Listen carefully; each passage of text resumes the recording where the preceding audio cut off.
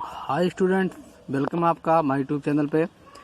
Next topic हमारा है electric circuit यानी विद्युत परिपथ। तो विद्युत परिपथ की बात करने से पहले हम थोड़ा सा बात करेंगे सेल के बारे में। सेल के बारे में आप जानते हैं, सेल एक आपका डिवाइस है जिसमें केमिकल एनर्जी आपकी स्टोर रहती है और ये केमिकल एनर्जी आपका इलेक्ट्रिकल एनर्जी में कन्वर्ट हो जाती है। आप ये भी जानते हैं कि आपके सेल में दो इलेक्ट्रोड होते हैं, एक आपका होता है एनोड, एक आपका होता है कैथोड। ठीक है, तो दोनों इलेक्ट्रोड्स होते हैं वो जो है किसी रेजिस्टेंस द्वारा जुड़े होते हैं। या इसको एक्सप्लेन कर सकते हैं आप, what electric circuit. Electric circuit is a system of cell which flow electric current continue and without interruptly while not disturbing. यानी कि आपका जो इलेक्ट्रिक सर्किट है एक ऐसा सिस्टम है जिसमें करंट फ्लो होता है किसकी हेल्प से, सेल की हेल्प से, without disturbing, without any interruption. कब? जब इसको हम सर्किट को क्लोज रखेंगे, सर्किट को जो है डिस्टर्ब नहीं करेंगे। इसे कहते हैं हिंदी में विद्युत परिपथ। ठीक है, यानी कि जब इलेक्ट्रोड्स को आपस में किसी प्रतिरोधक तार के सहारे हम जोड़ देते हैं, ठीक है, तो उसमें जो आपका आवेश होता है वो एक छड़ से दूसरी छड़ की ओर जाने लगता है। इस तरीके से आपकी जो विद्युत धारा बनने लगती है और आपकी सर्किट जो है कंप्लीट हो जाती है। ठीक है, अब नेक्स्ट टॉपिक आता है इलेक्ट्रोमोटिव फोर्स, यानी कि विद्युत वाहक बल क्या होता है। तो आप जानते हैं विद्युत वाहक बल क्या, विद्युत वाहक मतलब ले जाने वाला, विद्युत मतलब इलेक्ट्रिसिटी, यानी विद्युत को इलेक्ट्रिसिटी को एक पॉइंट से दूसरे पॉइंट तक जो आपका ले जाने में जो वर्क किया जाएगा वही कहलाएगा विद्युत वाहक बल। ठीक है, या आप ये कह सकते हैं कि सेल को जो है चार्ज को एक जगह से दूसरी जगह पहुंचाने के लिए सेल को जो आप एनर्जी देंगे, जो आप एनर्जी प्रोवाइड कराएंगे, वही आपका क्या कहलाएगा, वही आपका कहलाएगा इलेक्ट्रोमोटिव फोर्स। ठीक है, विद्युत वाहक बल। तो आप कह सकते हैं कि किसी भी इलेक्ट्रिक सर्किट में चार्ज को कंटिन्यू बनाए रखने के लिए जो कार्य किया जाता है, ठीक है, वो कार्य कैसे होता है, वो कार्य जो है उसके बीच में जो इलेक्ट्रोलाइसिस खुला होता है, क्योंकि केमिकल रिएक्शन उसमें क्रिएट होता है और उससे एनर्जी आपकी रिलीज होती है। ठीक है, ये एनर्जी कौन रिलीज करता है? आप कह सकते हैं ये एनर्जी आपका सेल रिलीज करता है। ठीक है, तो आप कह सकते हैं electromotive force equal to W/Q, यानी which depends on the size and shape and electrolysis of the cell. भाई सेल की साइज क्या है, ठीक है, और ये जो आपका इलेक्ट्रोलिसिस है, जो विद्युत अपघट्ट है, उसका जो है कंसंट्रेशन कितना शांत है, कितना तनु है। ठीक है, उसका केमिकल एनर्जी कितना है, कितना वो परफॉर्म कर पाता है केमिकल रिएक्शन को। ठीक है, तो एनर्जी किससे प्रोवाइड की जाती है? एनर्जी इसमें आपका सेल से एनर्जी आपकी प्रोवाइड की जाती है। ठीक है, तो आप ये कह सकते हैं कि एकांक आवेश को पूरे परिपथ में प्रवाहित करने के लिए सेल जो ऊर्जा देती है उसी को सेल का विद्युत वाहक बल कहते हैं। ठीक है, इसका मात्रक क्या होगा? इसका मात्रक हो जाएगा वर्क आपका एनर्जी की चीज है जूल, और आपका चार्ज का होता है कूलाम। तो जूल पर कूलाम इसका आप मान सकते हैं मात्रक, या जूल पर कूलाम को वोल्ट भी कहते हैं। तो जूल पर कूलाम या वोल्ट इसका मात्रक हो जाएगा। ठीक है, अब नेक्स्ट हमारा आता है टर्मिनल पोटेंशियल डिफरेंस। इसको कहते हैं टर्मिनल विभवांतर। दोनों में बहुत ज़्यादा अंतर नहीं है। ठीक है, दोनों का फार्मूला आप देख पा रहे हैं, दोनों का फार्मूला सेम है, बस अंतर क्या है कि इलेक्ट्रोमोटिव फोर्स में आपका सेल को भी इसमें हम कंक्लूड करेंगे, जबकि हम टर्मिनल पोटेंशियल डिफरेंस में हम जो है केवल आउटर सर्किट की बात करेंगे। ठीक है, यानी सेल को आउटर सर्किट के रूप में कई सारे अगर रेसिस्टेंस से हम जोड़ दें तो सेल जो टोटल ऊर्जा देता है, तो सेल का जो है मैक्सिमम भाग होता है बाह्य परिपथ में, तथा जो है कुछ भाग उसका आंतरिक परिपथ यानी कि उसके इंटरनल पार्ट में आपका एक्सपेंस होता है।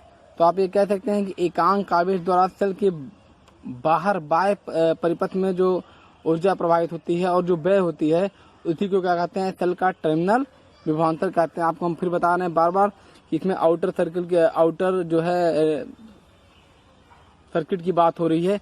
अब देखिए, जैसा कि आपको सेल यहाँ पे दिखाया गया है, ठीक है, ये सेल हो गया, इस सेल का इंटरनल रेजिस्टेंस देखिए दिखाया गया है, और कैपिटल R से आपका उसको आउटर रेजिस्टेंस आपका दिखाया गया है। तो VT इक्वल टू क्या हो जाएगा आपका? VT इक्वल टू आपका हो जाएगा W/Q, यानी कि W किसके लिए है? W is for the outer circuit. W किसके लिए है? W is for the outer circuit. ठीक है, तो आपका आप ये कह सकते हैं कि जो आपका फिगर है, फिगर में एक आपको इलेक्ट्रिक सर्किट दिखाया गया है। इलेक्ट्रिक सर्किट में आपको क्या दिखाया गया है कि जो आर के साथ जो है प्रतिरोध आर के साथ इसको जोड़ा गया है, और मान लीजिए आपकी इसमें जो इलेक्ट्रिसिटी फ्लो हो रही है वो आई है, ठीक है। तो जब एक पॉजिटिव सेल के भीतर ही उसके नेगेटिव सेल से जो पॉजिटिव चार्ज होते हैं वो छड़ पे पहुंचते हैं, तो उसका जो पोटेंशियल होता है, उसके पोटेंशियल में क्या होता है, इलेक्ट्रोमोटिव फोर्स जो है ऐड हो जाता है, ठीक है। तो इलेक्ट्रोलिसिस के कारण जो है जो आपका इंटरनल रेजिस्टेंस होता है उसमें से जब वो पास होता है तो उसके फिर फर्दर उसके पोटेंशियल में क्या हो जाती है, कमी आ जाती है। तो इसको आप कह सकते हैं कि internal potential of the cell क्या हो जाएगा, V इक्वल टू क्या हो जाएगा, E माइनस आई आर हो जाएगा। अब यहाँ आर की वैल्यू क्या है, यहाँ पे आर की जो वैल्यू है वो स्मॉल है, तो स्मॉल आर की वैल्यू क्या शो करता है, इंटरनल रेजिस्टेंस को शो करता है। जबकि अभी हम कहें कि यहीं पे इंटरनल रेजिस्टेंस को हम काउंट नहीं करते हैं, तो यहाँ पे क्या हो जाएगा, यहाँ पे आई की वैल्यू क्या हो जाएगी, 0 हो जाएगी। इसका मतलब इसमें कोई करंट फ्लो नहीं हो जाएगा और नहीं होगा। तो यहाँ पे इस सिचुएशन में V इक्वल टू क्या हो जाएगा, V इक्वल टू यहाँ पे हो जाएगा, V इक्वल टू आपका E हो जाएगा। यानी in this situation the cell is open circuit. यहाँ पे सेल क्या है, यहाँ पे सेल आपका ओपन सर्किट है। चलिए फर्दर इसको हम अगर दूसरे पर्पज से देखें, अगर हम ये मान लें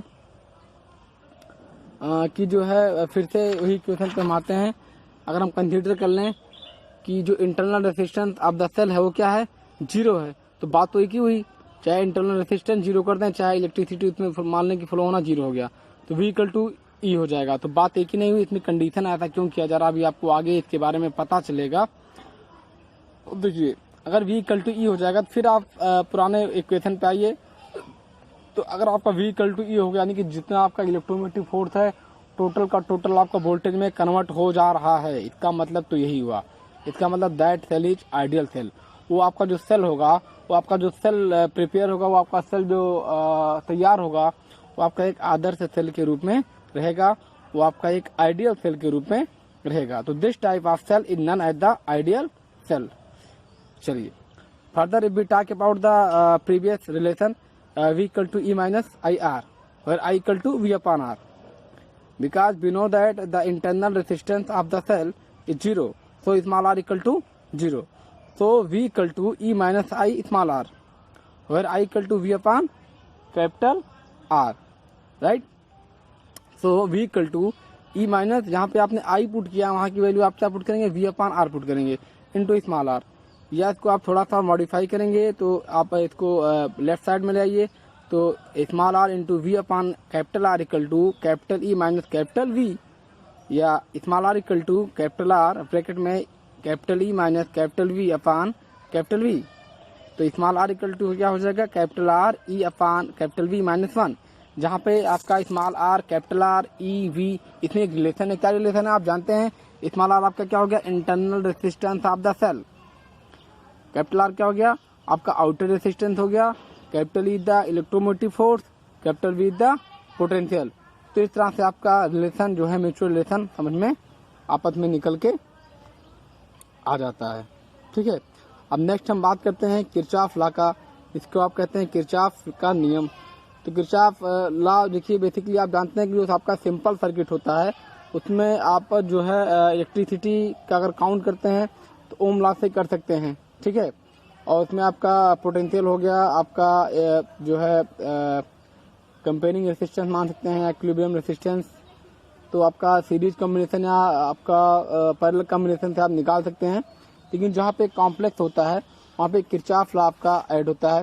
किरचॉफ लॉ में आप जानते हैं कि किसी भी जंक्शन पे जो मिलने वाले आपकी इलेक्ट्रिसिटी होती हैं, ठीक है, उनका अगर हम अलजेब्राइक सम कहते हैं तो क्या आना चाहिए, 0 आना चाहिए। यानी कि किसी भी विद्युत परिपथ में संधि पर मिलने वाली सभी धाराओं का जो बीजगणितीय योग होना चाहिए वो क्या होना चाहिए, 0 होना चाहिए।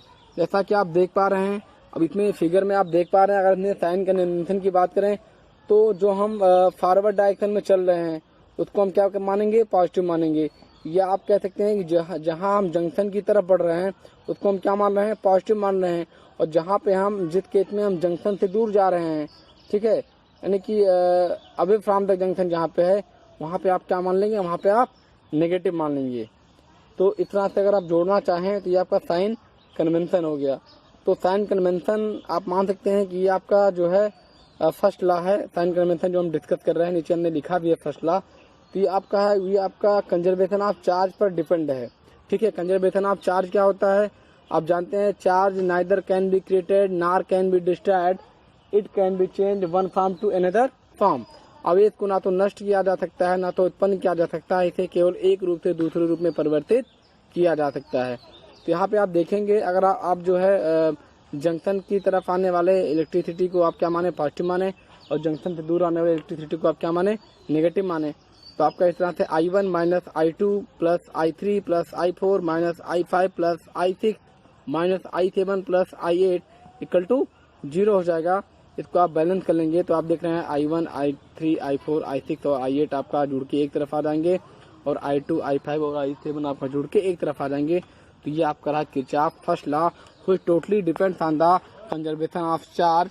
ये आप मान सकते हैं, या मान सकते हैं this is also known as the law of electricity, यानी धारा का नियम। नेक्स्ट बात आती है किसकी, किरचॉफ सेकंड लॉ। तो सेम आपका है, जैसे आप किरचॉफ फर्स्ट लॉ पढ़ते थे, चार्ज आपका इसमें कंजर्व रहता था। किरचॉफ सेकंड लॉ में आप क्या मान सकते हैं कि it is depend of the conservation of energy. Same है, आप जानते हैं कंजर्वेशन ऑफ एनर्जी क्या है, ऊर्जा को ना तो नष्ट किया जा सकता है ना तो उत्पन्न किया जा सकता है, इसे केवल एक रूप से दूसरे रूप में परिवर्तित किया जा सकता है। Energy neither can be created nor can be destroyed, it can be change from one form to another form, right. अब देखिए, किसी भी अगर हम क्लोज सर्किट की बात करें तो उसमें जो बहने वाली आपकी इलेक्ट्रिसिटी होती है और जो आपका सर्किट होता है उसमें जो यूज होने वाले रेसिस्टेंस होते हैं, ठीक है, उनका अगर आप मल्टीप्लिकेशन करते हैं तो उसका भी अलजेब्राइक सम टोटल क्या होता है, उसका अलजेब्राइक सम जो आपका सर्किट होता है, सर्किट में लगने वाले इलेक्ट्रोमोटिव फोर्स के बराबर होता है। यानी आप कहें कि sum of the total potential must be equal to 0। तो ये आपका क्या होगा, ये आपका किरचॉफ सेकंड लॉ। ठीक है, नेक्स्ट लेक्चर पे फिर बात करते हैं। बेटा आप लोग स्टडी करते रहिए, क्योंकि लॉकडाउन में है, देश अभी जूझ रहा है, तो आप अपनी स्टडी में कोई कमी मत लाइए।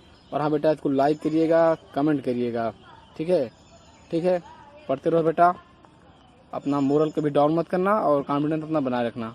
ओके स्टूडेंट, मिलते हैं अगली क्लास में।